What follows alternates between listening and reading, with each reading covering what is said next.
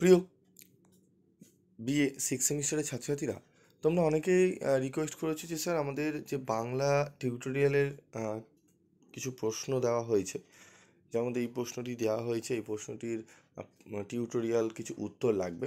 তো আমি তোমাদের আজকে ভিডিও আকারে যাদের লাগবে, এই ম্যাক্সিমাম কলেজে এই প্রশ্নটি দেওয়া হয়েছে। প্রশ্নটি কি, যে বাংলা গদ্যের বিকাশে সবুজপত্র পত্রিকার ঐতিহাসিক গুরুত্ব আলোচনা করো। এই যে এই লেখার এই প্রশ্নের রেসপেক্টে তোমাদের একটা টিউটোরিয়াল লেখা দেওয়া হয়েছে। তো তোমাদের আমি ডেটা নিয়ে আজকে আলোচনা করব। ডেটাগুলো তোমরা দেখে নাও। বিভিন্ন সাবজেক্টেরই এরকম এসছে, আমি অনেককেই পার্সোনাল আমি পাঠিয়ে দিয়েছি।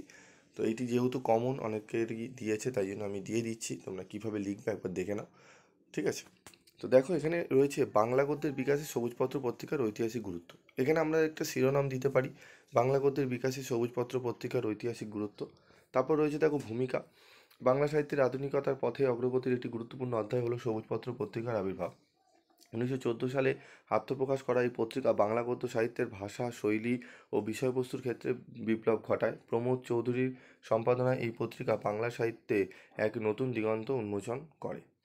এটি দিতে পারি। সবুজপত্রের প্রেক্ষাপট দিতে পারি। ঊনবিংশ শতকের শেষ ভাগ এবং বিংশ শতকের শুরুতে বাংলা গদ্য ছিল মূলত অলঙ্কারময় ও সংস্কৃত ঘেঁষা। সাহিত্যে ছিল রক্ষণশীলতা ও নীতিকথার আধিক্য।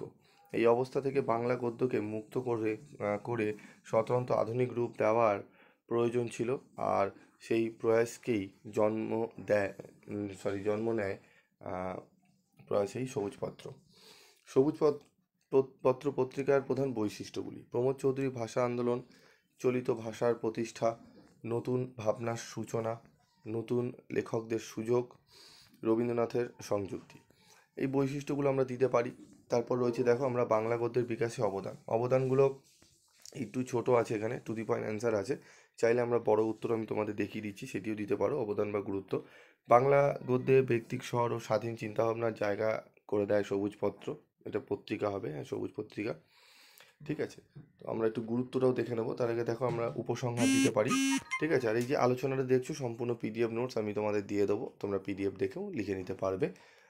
যারা গ্রুপে জয়েন রয়েছো তাদেরকে আমি দিয়ে দিচ্ছি। গ্রুপে কীভাবে পাবে সেটি বলে দিচ্ছি আমি। তার আগে একটু শোনো, স্কিপ করে বেরিয়ে চলে যাও না, তাহলে ব্যাপারটা বুঝতে পারবে না। উপসংহার রয়েছে, এই উপসংহারটি লিখতে পারো। এবং গ্রন্থ পুঞ্জি, যেগুলো আমি সংগ্রহ করেছি যে বইগুলো থেকে, সেগুলো হচ্ছে রবীন্দ্রনাথ ঠাকুরের প্রবন্ধ সংগ্রহ, বাংলা সাহিত্যের ইতিহাস, ঠিক আছে, বাংলা প্রবন্ধ সাহিত্যের বিবর্তন সংক্রান্ত গবেষণাপত্র।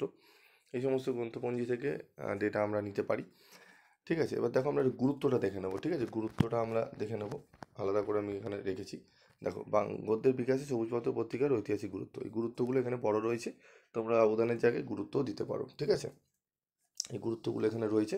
আমি তোমাদের পিডিএফ দিয়ে দিচ্ছি, তোমরা পেয়ে যাবে, ঠিক আছে? অসুবিধার কোনো কারণ নেই, আমি দিয়ে দিচ্ছি।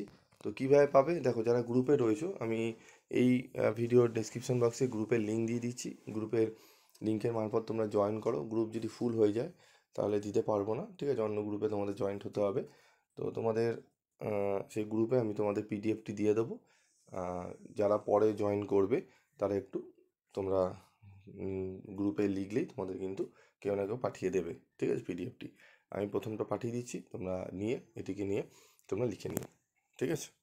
তো যারা চ্যানেলে নতুন আছো, এরকম আপডেট পাওয়ার জন্য, এরকম নোটস পাওয়ার জন্য তোমরা অবশ্যই চ্যানেলের সাথে থেকো। আজকের মতো ভিডিওটি শেষ করছি।